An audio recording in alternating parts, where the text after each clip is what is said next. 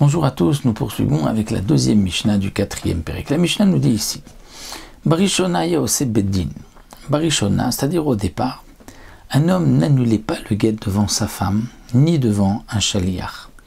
Là où il se trouvait, il réunissait un Beddin, il réunissait 3 personnes, donc Bemakom Acher dans un autre endroit, c'est-à-dire non pas devant la femme, non pas devant le chaliar.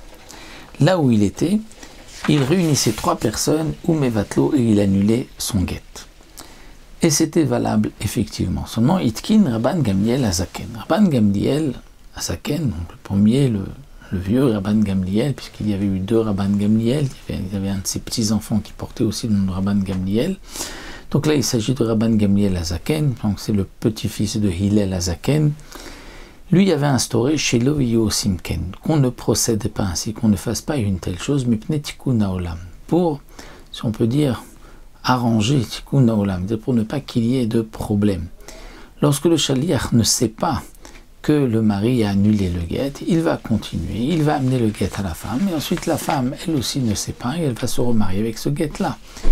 Donc maintenant, Rabban Gamliel a instauré que non, on ne peut pas annuler un guet si on ne l'a pas dit à la femme ou au chaliar. Si quelqu'un a malgré tout transgressé cette takana de Rabban Gamliel dit le Barthénora et qu'il a annulé le guet, où il a dit je me sers moda que ce que je vais faire donc je l'annule, eh bien on lui donnera des coups, le Bédin lui donnera des coups parce qu'il ne peut pas annuler le guet si sa femme ou si le chaliar ne sont pas présents. Autre cas, nous dit la Mishnah, Barishona aya meshane shemo ushma. Au départ, parfois un homme qui avait 2 noms, un nom ici et un nom lorsqu'il se trouvait en Outre-mer, il divorçait avec le nom dont il se servait là où il écrivait le guet. Et il ne faisait pas attention d'écrire tous les prénoms qu'il avait. Donc au départ, aya meshane shemo ushma, c'est-à-dire il changeait son nom à lui ou le nom de sa femme. Non pas qu'il changeait, qu'il écrivait un autre nom. S'il lui s'appelle Avram, il ne peut pas marquer Yitzhak, sinon c'est pas Soul. Il s'appelle Yitzhak, il ne peut pas marquer Yaakov.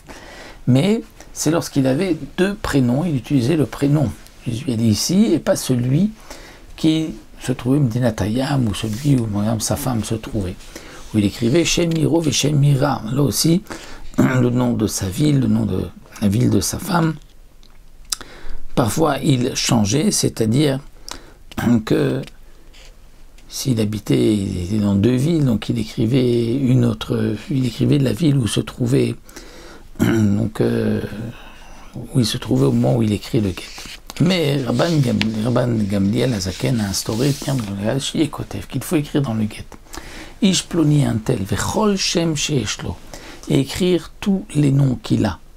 Ou Isha plonit, madame un tel, vechol shem sheeshla, et tous les noms qu'elle porte, qu'elle a aussi, mais Tikkun Olam, pour arranger le monde, c'est-à-dire pour ne pas qu'il y ait ensuite un laz, c'est-à-dire un mauvais nom, une rumeur sur les enfants du 2e mariage. Une fois que cette femme va se remarier, on va dire mais elle n'a pas été divorcée de son mari puisque c'est pas son nom. Donc on écrivait Monsieur Untel et tous les noms qu'il avait. Le Barthénora nous dit un homme qui porte 2 prénoms. Et dans un endroit là où on écrit le guet, il a le nom de Avram, et là où il va donner le guet, il s'appelle Yitzhak.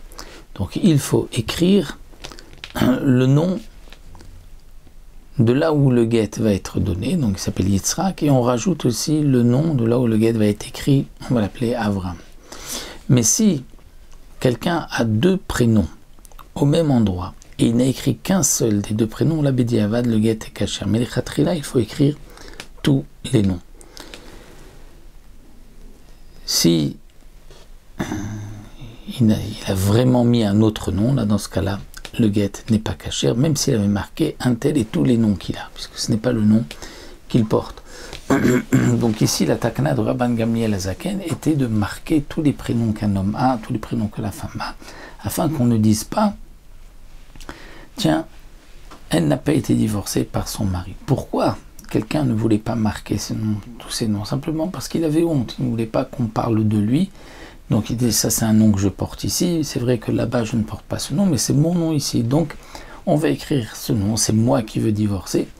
Eh bien non, Rabban Gamliel a dit pour ne pas qu'on dise qu'ensuite, si cette femme va se remarier, qu'elle a eu des enfants alors qu'elle n'était pas divorcée, donc il faut marquer tous les noms dans le guet.